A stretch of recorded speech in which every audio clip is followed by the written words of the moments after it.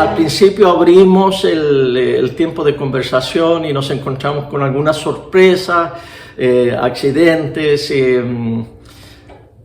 de auto, accidentes físicos, algunos enfermitos, otros decaídos. Así que hay como muchas cositas que están pasando alrededor y creo yo que estas cositas, digo yo, que están pasando alrededor nuestro, en nuestras vidas, nos ponen no a la altura, ni siquiera a los talones del fiel siervo del Señor Job, de la tierra de Uz, del cual estamos hablando, cuyo libro estamos meditando y lo vamos a hacer por 3 domingos. Hoy es el segundo domingo. Así que todos los que están afligidos, todos los que tienen alguna cosita, vamos a usar la palabra cosita para no decir tragedias, dolores, enfermedades, accidentes, pongan su fe en la palabra del Señor esta mañana, pongan su corazón, levanten su corazón delante del Señor en este mismo momento, dispónganse en la presencia del Santo Espíritu del Señor, porque es el Espíritu de Dios el que nos habla. Los pastores somos parlantes nada más del Señor. ¿El Señor te quiere hablar en esta mañana? Así que dile, habla, Señor, que tu sierva escucha. Habla, Señor, que tu siervo escucha. El Espíritu dice que el que tenga oídos, oiga lo que el Espíritu dice a la iglesia. Oímos, Señor, tu palabra esta mañana. En el nombre de Jesús, tu Hijo, nuestro Señor. Amén. Comenzamos la semana pasada con el libro de Job, haciendo una introducción a todo este libro que muchas veces le hacemos el quite, no es una lectura muy devocional que tengamos de él, no lo leemos mucho en la iglesia, en nuestras asambleas, sin embargo tiene mucho que decirnos. Principalmente, para que no se le olvide a usted, vamos a presentar a Job como lo presenta Dios en la Biblia, como un siervo justo, como una víctima inocente. Y el desafío que tenemos todos para leer el libro de Job es que se nos quede pegado en la mente, que no se nos olvide lo que Dios dice de Job. Lo dice 3 veces en el primer capítulo, en el segundo capítulo me parece que también lo dice, en que habla constantemente y se jacta de Job. Job es justo, Job es una persona correcta, intachable, no le hace mal a nadie. Y el desafío es no olvidarnos de lo que Dios dice de Job durante todo este libro. Job no hizo nada para merecer por lo que estaba pasando. ¿Lo podemos recordar? Haga un esfuerzo y recuérdelo. Los estudiantes del curso de Eclesías, recuerden todos estos capítulos, 40 y tantos capítulos, que Job no hizo nada para merecer lo que pasó, está sufriendo como una víctima. Y tenemos entonces al principio, para hacer nomás una recapitulación, al principio del libro de Job, en la corte celestial aparecen los mensajeros de Dios, los ángeles, los seres que Él creó, y entre ellos aparece el Hasatán, el acusador, el apuntador, el enemigo de nuestras almas, y ante el cual Dios se jacta, le dice, ¿de dónde viene Satán? Bueno, vengo de recorrer la tierra. Y le dice Dios, ¿no has visto a mi siervo Job? Y se hincha así como pato de silabario nuestro Dios y dice, mira mi siervo Job. No hay hombre como él, intachable, no le hace mal a nadie, temeroso de Dios, apartado del mal, etcétera, etcétera, etcétera. Y Satanás le dice, él te sirve quid pro quo. 3 palabras en latín que se usan en términos legales que significa una cosa por la otra. En buen chileno, pasando y pasando. Él no te sirve en vano, tú le das y él te da a ti. Él te sirve porque tú lo ayudas, porque tú lo bendices, pero quítale lo que tiene, verás cómo te maldice. Y Dios le dice, te doy autorización, y Satanás, la mano de Satanás es la que le quita todo a él, y luego se repite la misma escena, pero esta vez, y Dios repite lo mismo de Job, exactamente, Dios no varió su opinión de Job, y luego en la segunda escena, Satanás le dice, claro, mientras el hombre mantenga su salud y su vida, todo irá bien, ¿no? Pero tócale, ponlo enfermo. Y Dios lo autoriza. Bueno, dice, manda la enfermedad, tócale su cuerpo, pero no le toques su vida, no lo mates. Y otra vez Satanás interviene y hace todo esto contra este pobre hombre, que aún así, aunque la esposa misma le dijo, maldice a Dios y muérete. Y se fue y después se devolvió y además te apesta la boca, tienes mal aliento, le dijo la esposa. Y se fue. Hasta la esposa habló de una manera no sabia. Y Job le dice, ay mujer, no hemos de recibir de Dios también lo que venga malo, la enfermedad, ¿no? El problema, la dificultad económica, o solo estamos para recibir de Dios las cosas buenas. Y en todo esto, dice el relato, Job no pecó. Aparecen 3 amigos que lo vienen a ver, claro, son amigos. Y son buenos amigos porque se quedaron una semana mirándolo y llorando y no sabiendo qué decir. Pero luego empiezan a justificar y a tratar de buscar explicaciones que al final se transforman en acusaciones. Esa es la clave del libro. Todos esos discursos que vemos allí tienen mucho de verdad, pero se transforman en acusaciones contra la pobre víctima inocente que es Job. Y estos amigos, Elifaz, Bildad y Zofar, vienen a llegar a ser los torturadores de Job, no los consoladores, los torturadores. ¿Y por qué? Porque se dejaron posesionar por Satanás. Satanás ya no aparece en el resto del libro de Job, pero se posesiona. Ahora las posesiones satánicas no son y no tienen que ser espectaculares. Satanás entra a la mente, nos emborracha la perdiz, nos embola la perdiz, nos dora la píldora, nos habla suavecito y va trastornando nuestra manera de pensar y de esa manera trastorna nuestra manera de ser.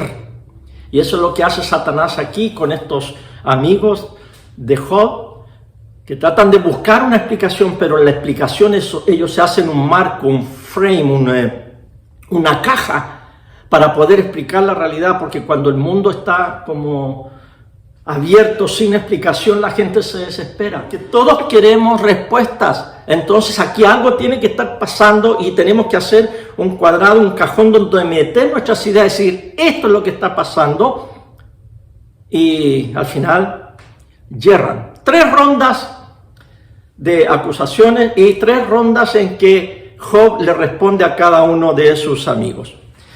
Vimos hasta el capítulo 7, vamos al capítulo 8, habla su Biblia, aquí habla Bildad, el sujita, en el versículo 2 y dice, ¿cuánto tiempo vas a hablar así, con palabras impetuosas como el viento? Dios no pervierte la justicia, el Todopoderoso no retuerce el derecho. Si tus hijos pecaron contra Él, murieron porque Él les dio su merecido. ¡Qué crueldad más grande! Que después de haber perdido a tus 10 queridos hijos, no uno, no un hijo, no 2, no 3, no 4, todos los 10 hijos, en un tornado en la casa donde estaban y se mueren los 10 hijos que estaban en una fiesta, venga un amigo y te diga, Dios mató a tus hijos, ellos pecaron contra Dios y por eso que murieron, porque Dios les dio su merecido. Es decir, que Bildad tiene una teología, o sea, esa es su teología, no importa a quién le afecte, no importa que sea mi amigo al que yo le tenga que decir mis verdades, dice Bildad, pero mi teología dice que Dios no castiga a ninguna persona correcta y buena, que no hay ninguna cosa mala que le pase a los buenos. Por lo tanto, si tus hijos murieron, fue porque Dios los mató y porque eran malos. Esto es lo que se llama la reciprocidad universal. La reciprocidad universal dice, si tú te portas bien, te irá bien. Pero si te portas mal, Dios te castigará. Esa es la teología de Bildad, la idea de la justicia. Se lo merecen. Justicia en el sentido de que hay que darle a cada uno lo que se merece. Job le responde, capítulo 9, saltemos un capítulo, versículo 21. Aunque yo sea inocente, eso no importa, pues tengo mi vida en poca estima. Job ha llegado a un punto en que sus amigos lo han atacado tanto que ya se está fatigando y dice, ¿saben qué? Mira, si soy inocente, si soy culpable, a estas alturas ustedes ya lo tienen determinado, no importa. Yo ya tengo en poca estima mi vida, o sea, está deprimido, él ya no quiere más guerra. Capítulo 10, versículo 1. Estoy cansado de esta vida, voy a dar rienda a mi queja. Voy a hablar con toda la amargura de mi alma. Está bien quejarse. Está bien dar rienda a la amargura de alma. No crea usted que Dios no puede lidiar con eso. Dios puede lidiar con eso y con mucho más. Somos los seres humanos los que nos espantamos cuando alguien se queja o cuando alguien se deprime. Dios puede manejar, guiar, soportar, llevar todas nuestras cargas, por muy molestosas que sean para otros amigos nuestros. Dios puede escuchar tu queja y conoce tu corazón. No tengas problema con eso. Capítulo 11, versículo 1 al 3. Habló entonces Sofar el Naamita, aquí viene otro, y le dice a Job, el que habla mucho no debe escuchar, se declara inocente al parlanchín. Mire, a la altura que ha llegado, buscando explicaciones, ahora son acusaciones. Tú eres un parlanchín. Hablas mucho y no tienes la razón. Así que están haciendo la obra de Satanás, están culpándolo, están apuntando a Job, a la víctima inocente. Lo atacan. Eso es lo que hace siempre Satanás. Capítulo 12. Job tomó la palabra y dijo, no hay duda, ustedes son la voz del pueblo.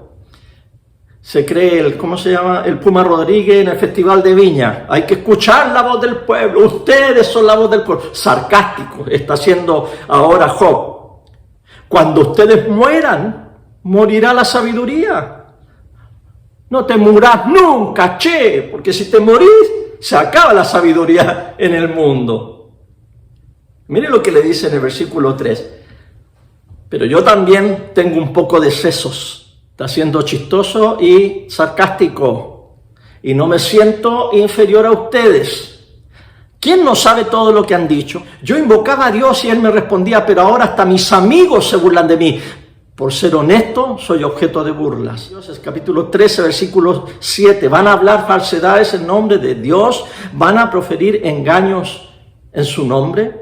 Mire, una de las cosas que hay que dejar en claro, todos nosotros los que estamos aquí, todos están escuchando este sermón, todos creemos que Dios es bueno, amén. Todos creemos que Dios es todopoderoso y que conoce todo. Pero también todos sabemos que hay cosas malas que le pasa a gente correcta, a gente buena. También lo sabemos, es parte del entramado de la existencia. Yo, como pastor, como predicador, como profesor, como cristiano, yo puedo hacer un intento de explicar, pero una cosa sí, que debemos ser muy honestos y muy humildes para decir que yo no trataré de hablar en nombre de Dios. Yo trato de explicar, pero yo no voy a hablar en nombre de Dios, porque este es un misterio muy profundo, porque hay cosas malas que le pasan a la gente buena. Capítulo 13, versículo 12. Ustedes citan proverbios sin sustento y su defensa se desmorona como el lodo. ¿Cuáles son proverbios sin sustento?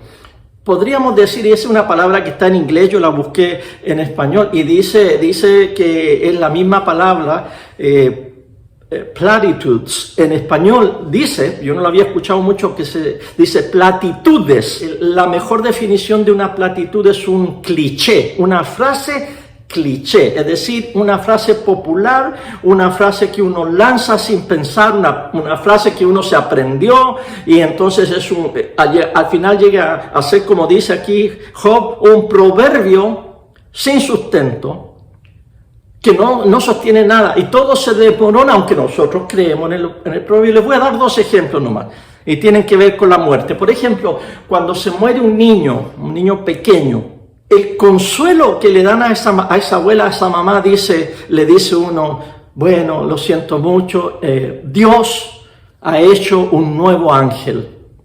Dios lo necesitaba en el cielo y por eso se lo llevó. ¿Verdad que a lo mejor a usted se le ha salido, a lo mejor usted lo ha dicho? Eso es una platitud, es un cliché que no tiene ningún sustento, es una falsedad. Dios no anda sacando niños de los brazos de su madre para hacer los angelitos en el cielo. ¿Acaso no le basta con los millones de ángeles que tiene? Esa es una manera que tratamos de consolar. Decimos, Dios lo necesitaba en el cielo. No me estás bromeando, ¿verdad? No me estás bromeando cuando tú dices que Dios me arrebató un hijo porque lo necesita en el cielo. ¿Y yo no lo necesito aquí? O cuando muere la abuelita, el abuelito. Tu abuelita desde ahora en adelante te está cuidando desde el cielo. Ella te está mirando.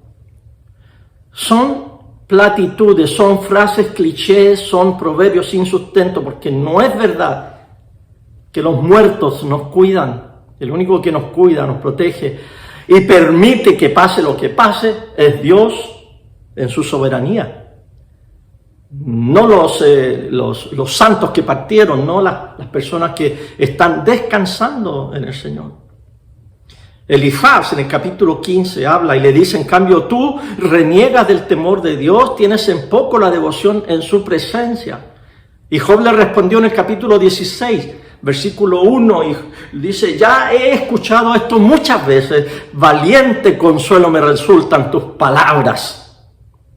No tienen fin sus palabras huecas que los lleva a no dejar de hablar. Mira, hay un problema en el hablar mucho, en el opinar mucho, en el decir mucho, y ese es el problema mío en tratar de enseñar mucho, el problema que tenemos los predicadores, que mucho habla, mucho hierra, y aquí está diciendo Job que muchas veces uno al final termina hablando palabras huecas, palabras sin sentido.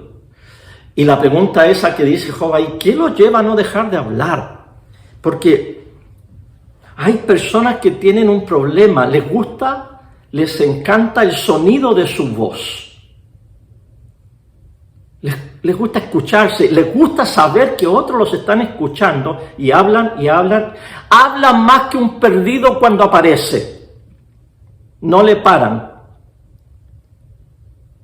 Ese es un problema. Yo creo que los cristianos debemos trabajar en el silencio, en la tranquilidad, en la paz, en dejar de opinar, en tranquilizarnos, porque haremos mucho mejor y haremos más bien cuando somos tranquilos y no nos deleitamos en el sonido de nuestra voz apagando otras voces.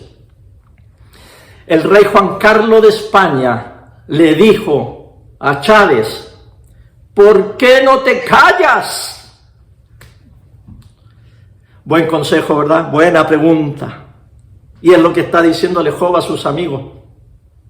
Sus palabras me retumban, son palabras huecas. No sé qué les pasa a ustedes que no pueden parar de hablar. Cuando estás tú frente a gente que está sufriendo, recuerda esto, por favor. Recuerda este versículo. Memorízate esta pregunta. ¿Qué me lleva a no dejar de hablar? Cuando estés con gente que sufre, ¿qué me lleva a no dejar de hablar, de opinar, de decirle, tratar de consolarlo con mis palabras? Yo creo que es mejor, y este es un buen consejo pastoral, cuando estés en un funeral, cuando estés en un hospital, cuando estés con alguien que tiene mucho dolor, no hables. Pásale un pañuelo a la persona que está llorando. Dale un abrazo, o esos abrazos de lado. Tómale la mano. Llora con ellos. Y vete. Resiste la tentación de aliviar el dolor de la gente dando una explicación, hablando. Resiste la tentación. Ya llegará el tiempo de hablar, de conversar, de abrir la Biblia, de orar juntos. Ya llegará. Pero en las primeras circunstancias del dolor y la tristeza, es mejor no hablar. Sencillamente estar con la persona. Vamos al capítulo 19, versículo 1. Entonces Job les respondió, ¿cuándo van a dejar de amargarme la vida y de herirme con sus palabras? Ya es mucho lo que me han ofendido. ¿No le da vergüenza ofenderme tanto, aún admitiendo que haya errado? Si yo admito que he errado, aún así dice, las consecuencias son asunto mío, no es problema de ustedes. Jesús nos dijo, Jesús nos enseñó claramente, no juzguen. Porque con la vara que ustedes juzgan, con esa vara serán juzgados, con la regla que mide, con esa mismita regla te medirán a ti. Y a propósito de eso, de andar midiéndonos, ¿no? Hay otra frase cliché, otra platitud que decimos los cristianos. Yo amo al pecador, pero odio su pecado. Y de hecho la decimos de tal manera que pareciera que es hasta una frase de la Biblia, como que la sacamos de la Biblia. Dios ama al pecador, pero odia su pecado. Por lo tanto, yo amo al pecador, pero yo odio su pecado. Y ¿saben qué? A mí me parece que esa frase va más por el lado de que es una estrategia que me da permiso a mí para odiar los pecados de los demás. Esto deberíamos decirlo de otra manera. Deberíamos decir, ama al pecador y odia tu propio pecado. Es el consejo de Jesús. No andes viendo la paja en el ojo ajeno. Mírate la viga tú mismo. Así que ama a todo el mundo. El cristiano tiene que amar a Dios, amar a los demás y tiene que servir al mundo. Ama a todo el mundo. Pero en cuanto a los pecados, tranquilízate, no eres Dios. Cálmate, no andes mirando y odiando pecados ajenos.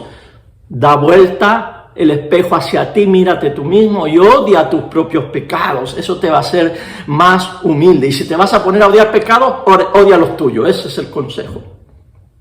Capítulo 22, versículo 4, Elifaz dice, ¿acaso Dios te castiga por tu piedad y por eso te somete a juicio? Elifaz está convencido de que Dios está castigando a Job. Está confundiendo al diablo con Dios. No es Dios que está castigando a Job, es el Hasatán. Cuando alguien hace eso, de decir que Dios está castigando a una persona, está haciendo una muy mala teología. Muy mala teología. Y va escalando esto. Escala y escala. Capítulo 22, versículo 5. Demasiado grande es tu maldad. Tu pecado no tiene límites. Dios dice, y lo ha dicho, y usted no se ha olvidado, ¿verdad? Me está haciendo este favor de no olvidarse lo que Dios dice de Job. Dios dice que Job no es un pecador. Dios dice Job es intachable, pero Elifaz dice no. Es un gran pecador Job. Versículo 6, sin razón tomaste prenda de tus hermanos y a los pobres los despojaste de sus ropas, no le diste de beber al sediento y al hambriento no le diste de comer. Queridos hermanos, nada de eso que dice Elifaz es verdad. Y aquí nos metemos un poquito en el tema, ¿no? De que yo le he dicho a la gente del curso del Instituto de Eclesía y le he dicho a ustedes también, hermanos, no digan la Biblia dice. Es que la Biblia dice, Job capítulo 22, versículo 6. Sin razón tomaste prenda de tus hermanos y a los pobres los despojaste, no le diste de beber al sediento y al hambriento no le diste de comer. Palabra de Dios, la Biblia dice. No diga la Biblia dice. Diga quién dijo en la Biblia. Diferente decir, Elifaz dijo. Es diferente decir, Elifaz dijo, a decir, Jesús dijo. Es muy diferente. Así que yo les animo a eso, a tener discernimiento. Nada de lo que está diciendo Elifaz aquí es verdad, aunque está escrito en la Biblia. Esto no es verdad. Dios dijo que Job era justo y no era pecador, y él está diciendo que tomó prenda de los pobres, despojó a los pobres, no le dio de beber al sediento y al hambriento tampoco. Son acusaciones, no es verdad. Elifaz tiene que transformar a Job en un monstruo para que su sistema de teología funcione. Ahí está el problema. Porque Elifaz ya tiene el cuadrado, el cajón donde quiere meter a Job. La persona buena le pasan cosas buenas, a la persona mala le pasan cosas malas. Por lo tanto, Job no es bueno, tiene que ser malo Job. Y yo, haciéndolo malo, transformándolo en un monstruo, voy a poder meterlo en la caja de mi teología. Eso es lo que está diciendo Elifaz. ¿Y qué le responde Job? Capítulo 31, versículo 16. Mira, el pobre está con fiebre, está raquítico, está flaco, está herido, está con llagas purulentas, está deprimido. Y aún así, se defiende, dice, versículo 16, capítulo 31, ¿acaso impedí la felicidad del pobre? ¿Dejé que las viudas desfallecieran de hambre? ¿Acaso me aparté para comer a solas, para no compartir mi pan con los huérfanos? Más bien, para los huérfanos fui un padre y protegí a las viudas como a mi propia madre. ¿Acaso vi a alguien totalmente desnudo y dejé al pobre sin abrigo, con que cubrirse? Más bien, me bendijo de todo corazón cuando entró en calor con mis vestidos de lana. Eso es lo que dice Job de sí mismo, porque Job es justo y no ha hecho lo que le acusa su amigo Elifaz. Esto es triste. Es muy triste ver cuando uno habla mal de alguien y eso no es verdad. Nosotros en nuestro idioma popular decimos, lo están crucificando al pobre. Es una crucifixión. ¿Se dan cuenta cómo estamos llegando al título de este sermón? Job, la víctima inocente. Job está siendo crucificado sin razón. Capítulo 32, versículo 38. Si mis tierras hablan contra mí y lloran de dolor por lo que les hice, si saqué provecho de ellas sin retribución o me aproveché de la bondad de sus dueños, que en lugar de trigo me rindan abrojos, que me den espinos en lugar de cebada. En el momento más triste, en el bajón más triste, en el momento más triste de la crucifixión que le están haciendo a Job, él dice algo muy profundo. Job 19, 25. Yo sé que mi Redentor vive y que al final se levantará del polvo. También sé que he de contemplar a Dios, aun cuando el sepulcro destruya mi cuerpo. Yo mismo seré quien lo vea y lo veré con mis propios ojos.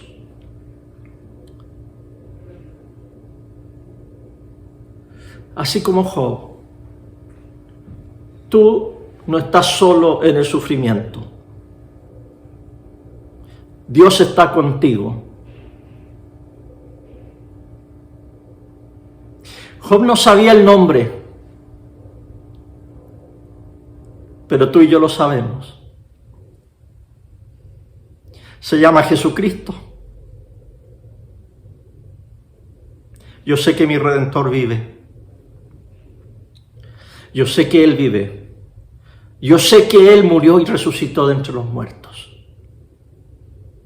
Job no sabía que se llamaba Jesucristo, pero tú y yo sabemos que en el sufrimiento nuestro Señor Jesucristo está con nosotros y nos ha enviado su Espíritu Santo como consolador, no como acusador. El Espíritu no santo es el Espíritu que apunta y acusa. El Espíritu Santo es el Espíritu de consuelo que viene, que te abraza, que aboga por ti, que te acompaña, el Paracleto. ¿Quién fue la gran víctima sin culpa? Que fue atacada y crucificada. Nuestro Señor Jesucristo, al igual que Job, 1.000.000 de veces más. Y Pedro dice, por sus llagas fuimos nosotros curados. Por la llaga de Jesús, por el sufrimiento de Jesús, por todo lo que Jesús pasó, por eso nosotros recibimos la salud y la salvación, la solidaridad de Jesús. Y el sufrimiento humano llegan a ser un manantial de sanidad divina. Jesús es el gran Redentor. Jesús es tu Salvador, querido, querida. Jesús es nuestro Salvador. Jesús está a nuestro lado. Jesús, la víctima inocente, nos acompañará en las buenas, en las malas, en las duras y en las maduras.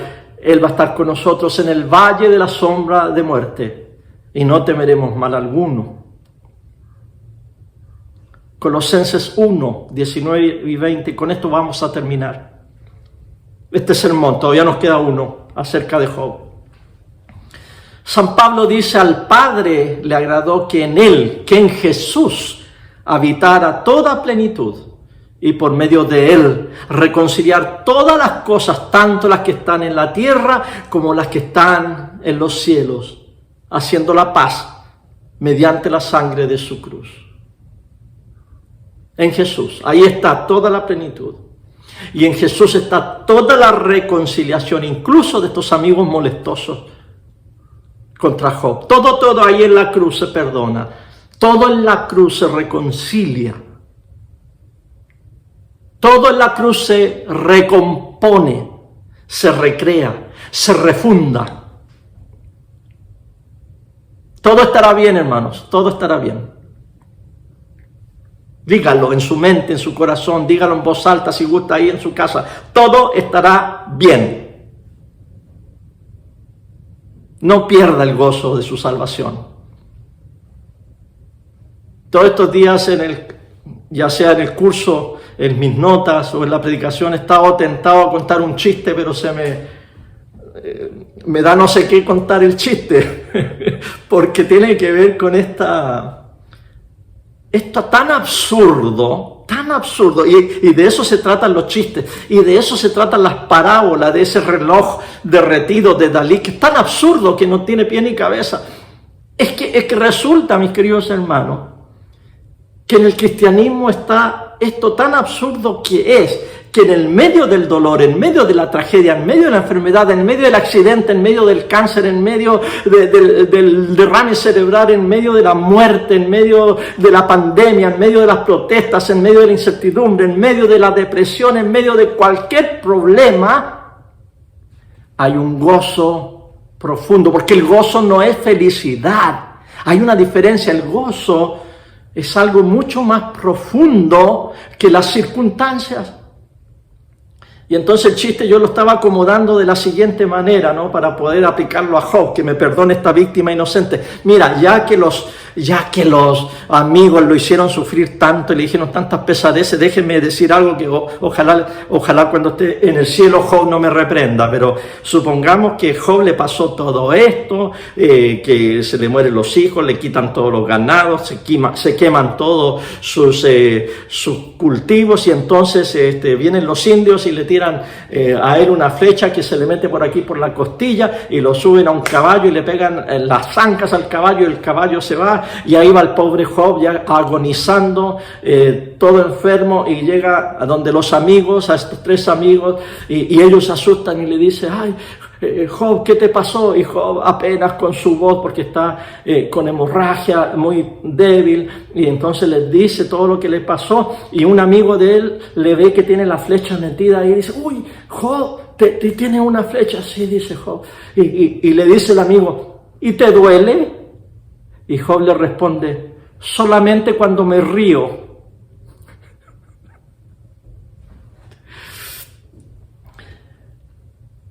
En medio del dolor tenemos gozo. En medio de la tristeza y de esta cosa tan inexplicable que es la existencia humana, muchas veces el cristiano todavía se puede reír. Y aunque nos duela, nos reímos. Todo estará bien, mis queridos hermanos. ¿Y por qué lo digo? Lo digo sencillamente por fe. Porque usted y yo somos personas de fe, lo creemos. Todo estará bien.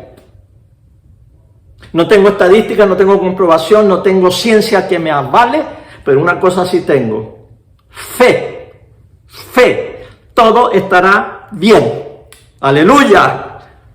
Refugiémonos en esa fe, sostengámonos en esa fe, porque no andamos por vista, caminamos por fe. Señor, que tu Santo Espíritu nos fortalezca de manera que caminemos por fe, no mirando lo que se ve, no mirando las circunstancias, sino poniendo la vista en esa ciudad que Abraham esperaba, no construida en la tierra, sino en el cielo, la gran ciudad donde tú vendrás a habitar con nosotros, y habrá una gran fiesta por la eternidad. Señor, lo vemos por fe, lo declaramos por fe, y prometemos que esta semana vamos a caminar por fe, porque a ti, Padre, te agradó que en Jesucristo fuéramos reconciliados. Todas las cosas, tanto lo que está aquí en la tierra como lo que está en el cielo. Y habrá paz por medio de la sangre de su cruz, que ahora vamos a recordar por medio de la Santa Comunión. A ti Padre, a ti Hijo y a ti Espíritu Santo sea toda honra y gloria y alabanza por los siglos de los siglos. Amén.